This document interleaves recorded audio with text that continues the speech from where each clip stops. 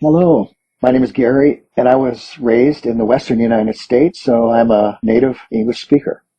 I hope that you will enjoy this YouTube channel. Thank you for joining us. Alice's Adventures in Wonderland by Lewis Carroll. Chapter 1. Down the Rabbit Hole. Alice was beginning to get very tired of sitting by her sister on the bank, and of having nothing to do. Once or twice she had peeped into the book her sister was reading, but it had no pictures or conversations in it. "And what is the use of a book," thought Alice, "without pictures or conversation?" So she was considering in her own mind, as well as she could, for the hot day made her feel very sleepy and stupid, whether the pleasure of making a daisy chain would be worth the trouble of getting up and picking the daisies, when suddenly a white rabbit with pink eyes ran close by her. There was nothing so very remarkable in that, nor did Alice think it so very much out of the way to hear the rabbit say to itself, oh dear, I shall be late." When she thought it over afterwards, it occurred to her that she ought to have wondered at this, but at the time it all seemed quite natural.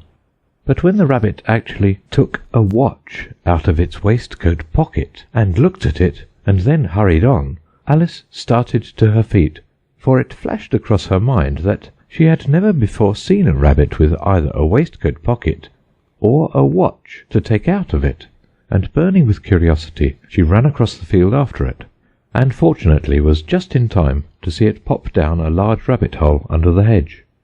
In another moment down went Alice after it, never once considering how in the world she was to get out again.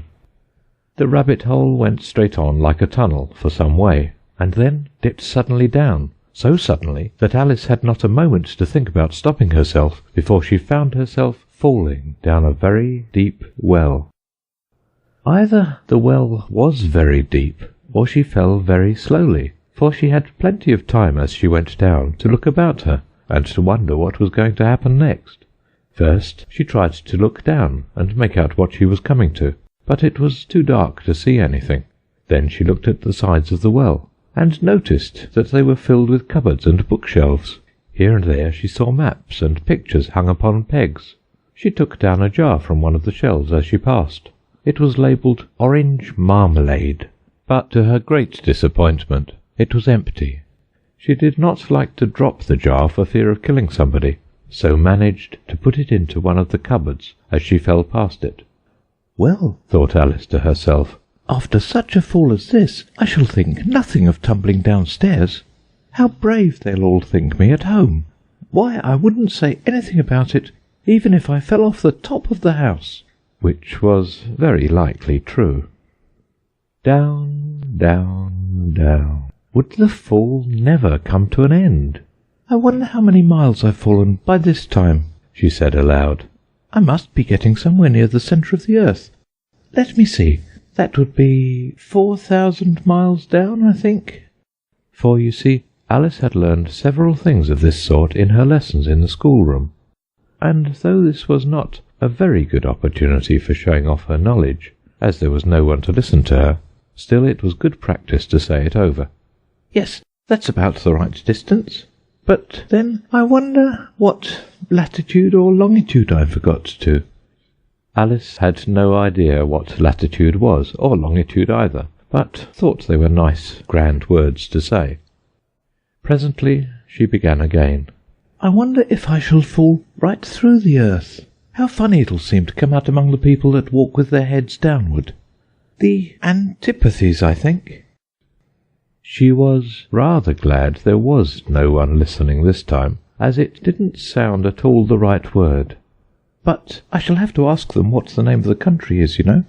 Please, ma'am, is this New Zealand or Australia?" And she tried to curtsy as she spoke. Fancy curtsying as you're falling through the air. Do you think you could manage it?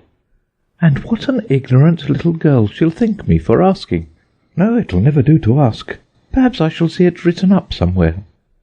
Down, down, down.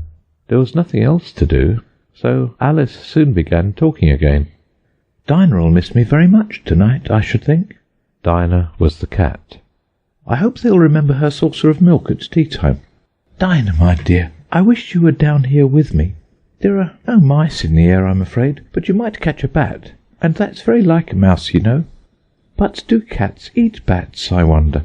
And here Alice began to get rather sleepy, and went on saying to herself, in a dreamy sort of way, "Do cats eat bats? Do cats eat bats?" And sometimes, "Do bats eat cats?" For, you see, as she couldn't answer either question, it didn't much matter which way she put it. She felt that she was dozing off, and had just begun to dream that she was walking hand in hand with Dinah, and saying to her very earnestly, "Now, Dinah, tell me the truth. Did you ever eat a bat?" When suddenly, thump, thump, down she came upon a heap of sticks and dry leaves, and the fall was over. Alice was not a bit hurt, and she jumped up onto her feet in a moment. She looked up, but it was all dark overhead. Before her was another long passage, and the White Rabbit was still in sight, hurrying down it. There was not a moment to be lost. Away went Alice like the wind, and was just in time to hear it say, as it turned a corner, "Oh, my ears and whiskers! How late it's getting!" She was close behind it when she turned the corner, but the rabbit was no longer to be seen. She found herself in a long, low hall, which was lit up by a row of lamps hanging from the roof. There were doors all round the hall, but they were all locked, and when Alice had been all the way down one side and up the other, trying every door, she walked sadly down the middle, wondering how she was ever to get out again. Suddenly she came upon a little three-legged table, all made of solid glass. There was nothing on it except a tiny golden key, and Alice's first thought was that it might belong to one of the doors of the hall. But, alas, either the locks were too large or the key was too small, but at any rate it would not open any of them. However, on the second time round, she came upon a low curtain she had not noticed before, and behind it was a little door about 15 inches high. She tried the little golden key in the lock, and to her great delight it fitted. Alice opened the door, and found that it led into a small passage, not much larger than a rat-hole. She knelt down and looked along the passage into the loveliest garden you ever saw. How she longed to get out of that dark hall and wander about among those beds of bright flowers and those cool fountains. But she could not even get her head through the doorway. "And even if my head would go through," thought poor Alice, "it would be of very little use without my shoulders. Oh, how I wish I could shut up like a telescope! I think I could if I only knew how to begin." For, you see, so many out-of-the-way things had happened lately that Alice had begun to think that very few things indeed were really impossible. There seemed to be no use in waiting by the little door, so she went back to the table, half hoping she might find another key on it, or at any rate a book of rules for shutting people up like telescopes. This time she found a little bottle on it.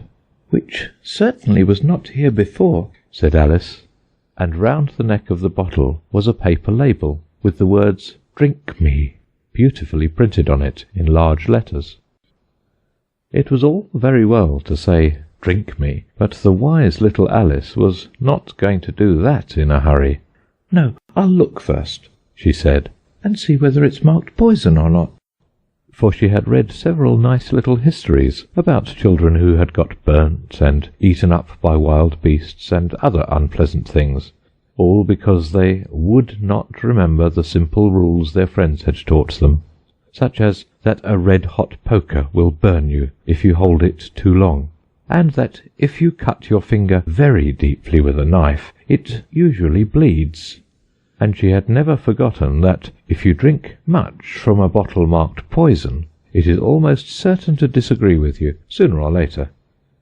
However, this bottle was not marked poison, so Alice ventured to taste it, and finding it very nice, it had in fact a sort of mixed flavour of cherry tart, custard, pineapple, roast turkey, toffee, and hot buttered toast. She very soon finished it off. "What a curious feeling," said Alice. "I must be shutting up like a telescope." And so it was indeed. She was now only 10 inches high, and her face brightened up at the thought that she was now the right size for going through the little door into that lovely garden. First, however, she waited for a few minutes to see if she was going to shrink any further. She felt a little nervous about this. "For it might end, you know," said Alice to herself, "in my going out altogether like a candle. I wonder what I should be like then." And she tried to fancy what the flame of a candle is like after the candle is blown out, for she could not remember ever having seen such a thing. After a while, finding that nothing more happened, she decided on going into the garden at once. But, alas for poor Alice! When she got to the door, she found she had forgotten the little golden key, and when she went back to the table for it, she found she could not possibly reach it. She could see it quite plainly through the glass, and she tried her best to climb up one of the legs of the table, but it was too slippery. And when she had tired herself out with trying, the poor little thing sat down and cried. "Come, there's no use in crying like that," said Alice to herself, rather sharply. "I advise you to leave off this minute." She generally gave herself very good advice, though she very seldom followed it, and sometimes she scolded herself so severely as to bring tears into her eyes. And once she remembered trying to box her own ears for having cheated herself in a game of croquet she was playing against herself. For this curious child was very fond of pretending to be two people. "But it's no use now," thought poor Alice, "to pretend to be two people. Why, there's hardly enough of me left to make one respectable person." Soon her eye fell on a little glass box that was lying under the table. She opened it, and found in it a very small cake, on which the words "Eat me" were beautifully marked in currants. "Well, I'll eat it," said Alice, "and if it makes me grow larger, I can reach the key, and if it makes me grow smaller, I can creep under the door. So either way I'll get into the garden, and I don't care which happens." She ate a little bit, and said anxiously to herself, "Which way? Which way?" holding her hand on the top of her head to feel which way it was growing, and she was quite surprised to find that she remained the same size. To be sure, this generally happens when one eats cake, but Alice had got so much into the way of expecting nothing but out-of-the-way things to happen that it seemed quite dull and stupid for life to go on in the common way. So she set to work and very soon finished off the cake.